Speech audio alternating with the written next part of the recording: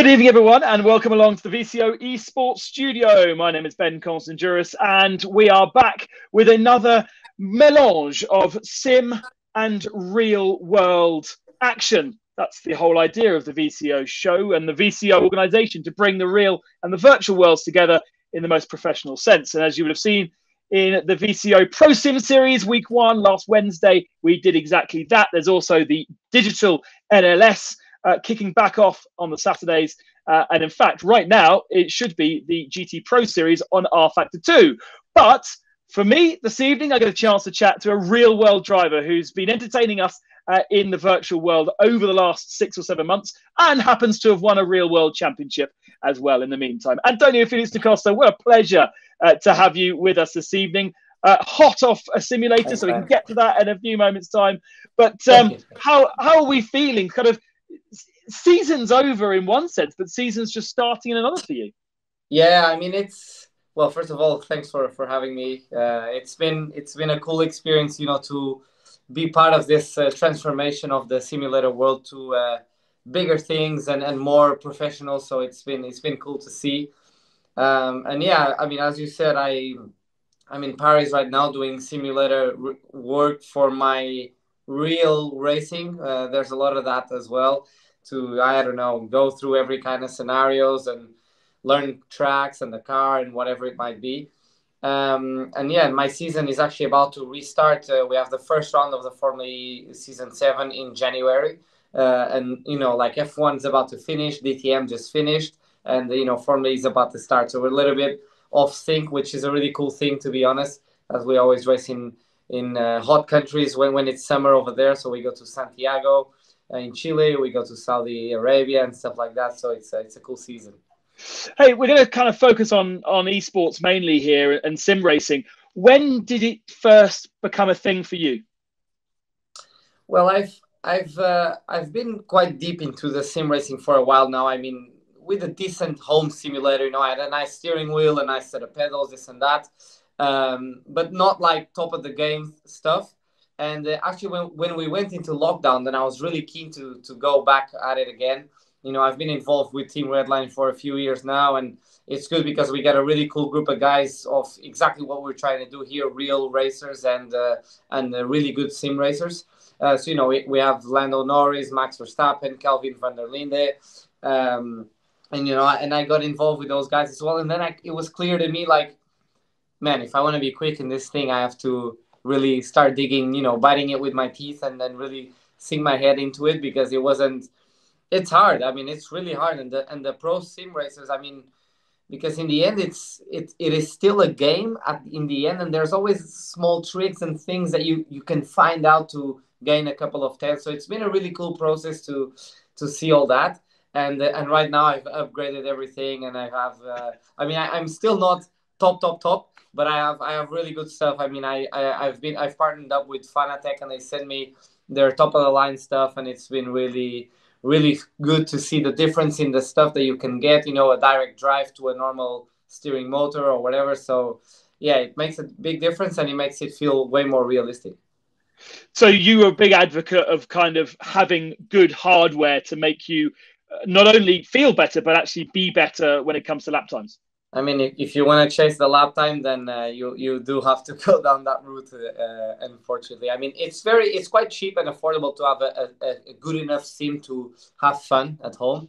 But if you want to be competing with the best, man, I am sorry to say to all the fans out there that don't want to spend money in simulators, but unfortunately, it's the way to go. So when you were karting as a kid, did you not have any computer games that you were playing back then? Or you Yeah, all I've always been a big fan of. I think I'm probably one of the first generation to really be big into gamings and game and all that, because I have a brother. He's like four or 5 years older than me, and he is not really into that. And I know his generation also wasn't, but from mine onwards, it's been a big thing. All of the simulator stuff. So I had like a decent seat and just a Logitech steering wheel that you can get in any shop. And I always play the Formula One game and stuff like that. But when we go to iRacing, for example, it's not really a game anymore. It's a simulator, actually. It's so realistic because of The only camera you can drive in is the cockpit camera. The tires need to warm up. The setup, you cannot just go higher ride height or lower ride height. You actually have to tweak the push rods and everything. So this game is so realistic that it just puts you in the right mindset to do what we're trying to do here, which is, okay, we're playing games, but in a really, really serious way, which is a really cool thing. And is it realistic? Because obviously, in the first round of the VCO Pro Sim series, we're using Formula 3 cars, a Formula 3 car not dissimilar, I think, to the one that you would have driven a few years back. So does it feel the same, or are there differences?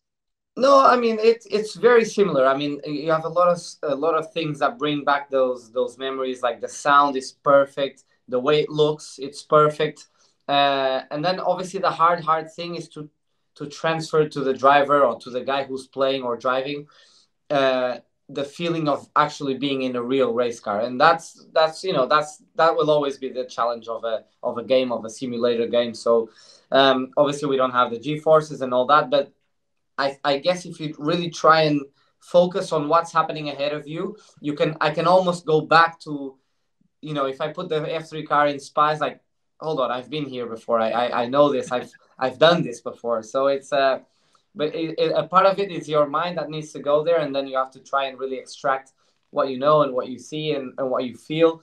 But obviously, there's always going to be lack of movement and lack of G forces and stuff like that. But yeah, it's been crazy to see how games and simulations have progressed through the last years. I mean, we're now getting, in terms of graphics and sounds and contacts and how the cars brake, it is so realistic that it's a lot of fun for me, and I enjoy a lot doing it. So we talked about iRacing, but of course, due to your relationship in Formula E, you had to kind of learn rFactor 2 for the Formula E Race at Home Challenge. How did that differ to your iRacing experiences? Yeah, I mean, I would really put iRacing in the simulation category. It's you're not really playing a game; it's a simulator. And Yeah. I would still put rFactor in the gaming section, which is, I'm not saying it's better or worse. It's just it's more for everybody. Like there's this guy in Portugal. He bought a big warehouse and he's put 30 simulators in there with rFactor 2, and he's got all the cars and tracks. And man, it's packed every day because people, fans who like F1, who like racing, they can just go there and it's very easy for them to kind of get up to a decent level.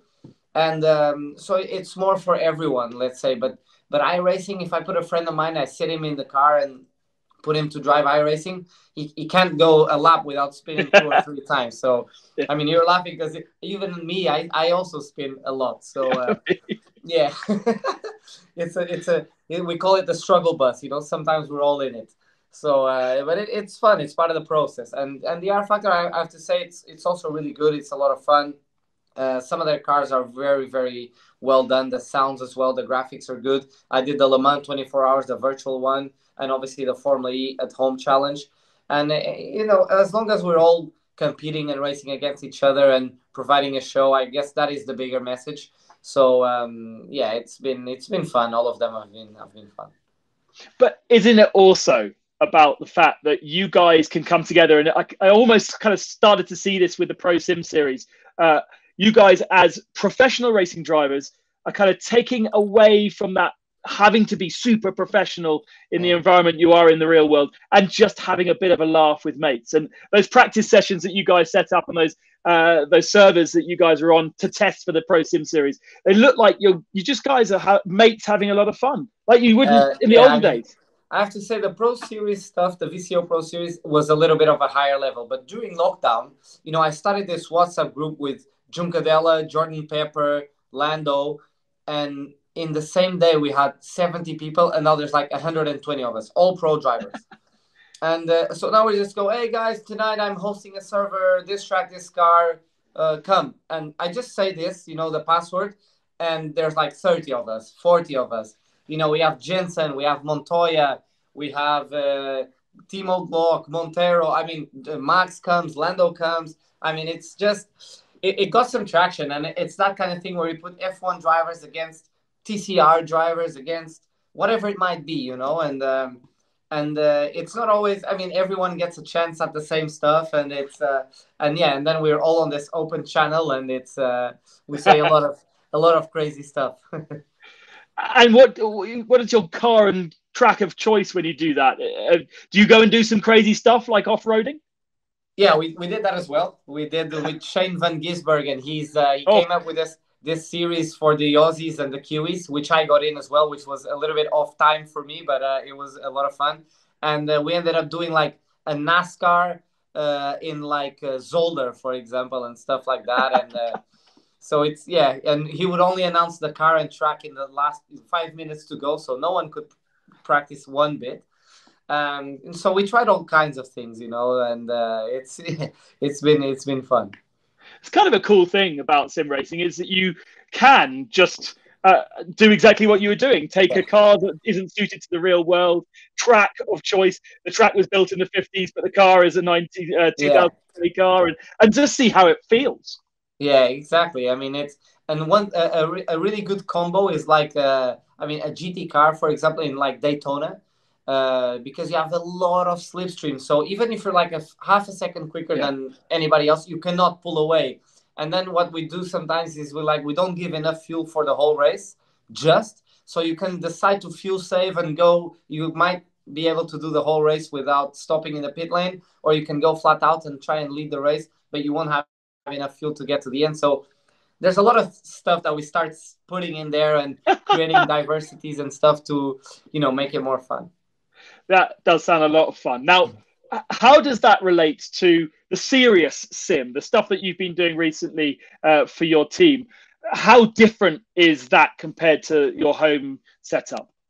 Yeah, it's the whole mindset is a little bit different. When I'm actually here, there's a lot of I try to put myself in a lot of scenarios. Okay, what if I start last? What if I start first? And do I want to warm up the tires this way or that way?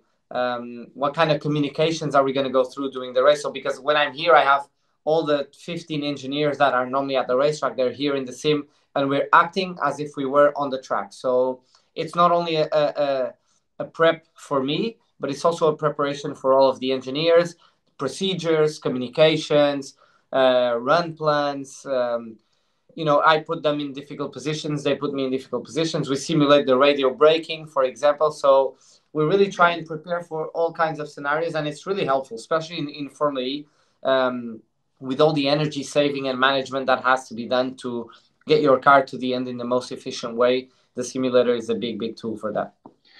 But I mean, there's nothing commercially out there that replicates the Formula E tracks or behavior of the cars. Even the R Factor model that you guys raced wasn't particularly accurate. So, have you all individually had to make models of tracks and cars?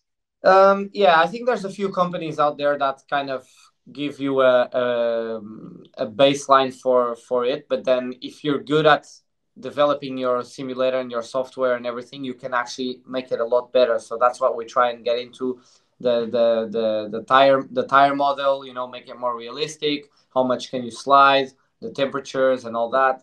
And then the car itself, make sure that when I turn this in the real life, it feels the same when I turn this in the sim, and really try and make it as similar as possible. The racetracks as well, we try and scan all of them so we know if there's a bump here in Paris going into turn 4, for example, that we have that exact same bump in the sim, and then we can start, for example, to see, okay, this bump is going to induce oversteer in the car, so maybe we need to change the setup for this and that. So, I mean, it's a snowball of things that we can get into, and it's with time and experience and all that. You start making it better and better and better.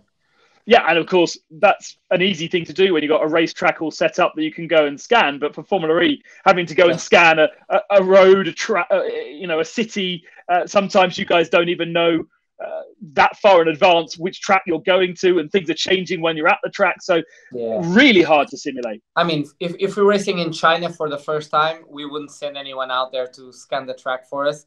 But if it's somewhere in Europe, we have done it before, where we send someone out to scan the track, and then it makes the whole week before the race where we're here at the sim preparing ourselves a lot better, and brings us a lot closer to what we're gonna find when we get there. Or worst case scenario, we send someone, if we know somebody that lives there, pictures, videos, whatever it might be, and we try and get all the information that we can.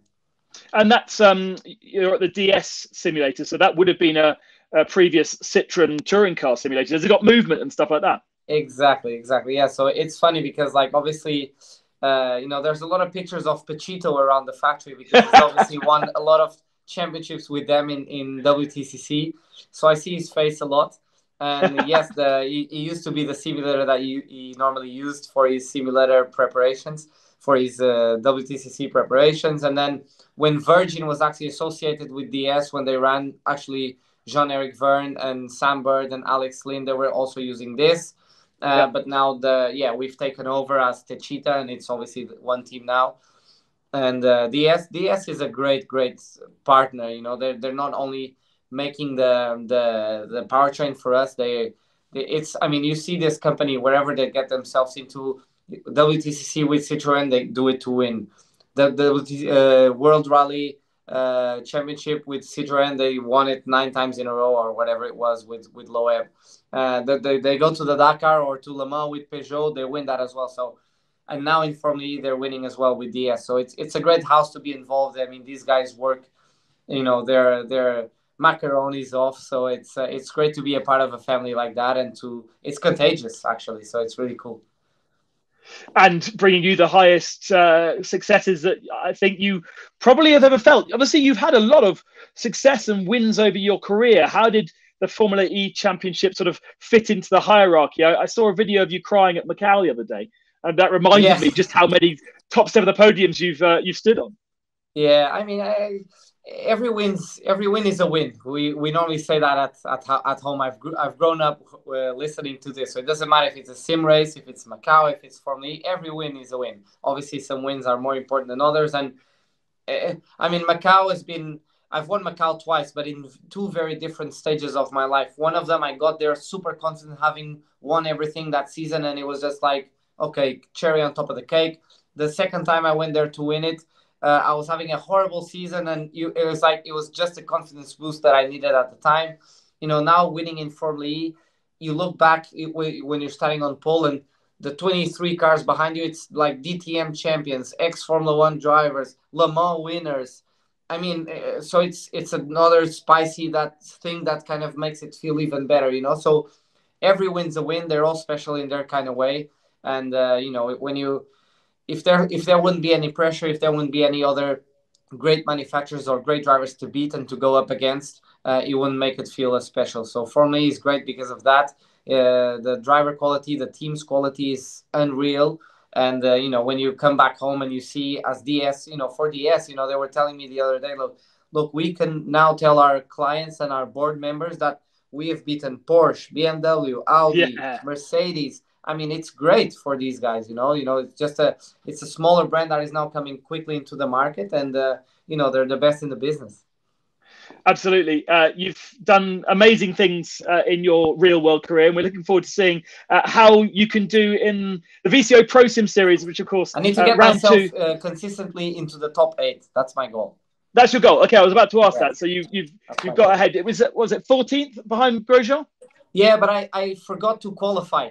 I was I did not qualify, so I was like, my teammate, he was doing the fun race. I was like, dude, are you already qualifying? He's like, no. He's like, okay, it's already started. So I got there, I did 1 lap, and I started P30, whatever. So I told Ollie, like, man, I'm so sorry I have to start all the way back there, because I think we would have had the pace to qualify in the top 15. But I really had no time to practice at all. So unfortunately, the second race, I'm gonna have to miss it because I'm here. But for round 3, I'm gonna put a lot of hard work in. And if I can qualify the top 10, then I think in the race we have a good chance of going another step forward. It's super cool to have people like yourself, Romain, and these amazing professional racing drivers taking part in our sim series. So thank you so much for that. Thank you so much for spending a bit of time with me in your hotel room this evening.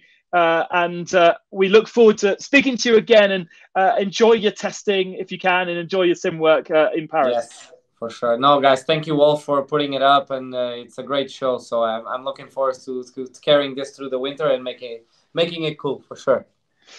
VCO Pro Sim Series kicks off round 2, 8 o'clock on Wednesday evening. No Antonio, I'm afraid, but loads of famous racing drivers, both from the sim and the real world. Cool. You can message to tell me how badly I'm getting on. Yeah, exactly. Cheers, guys. Cheers, Thank man. you. Bye bye. Cheers, bye. Bye.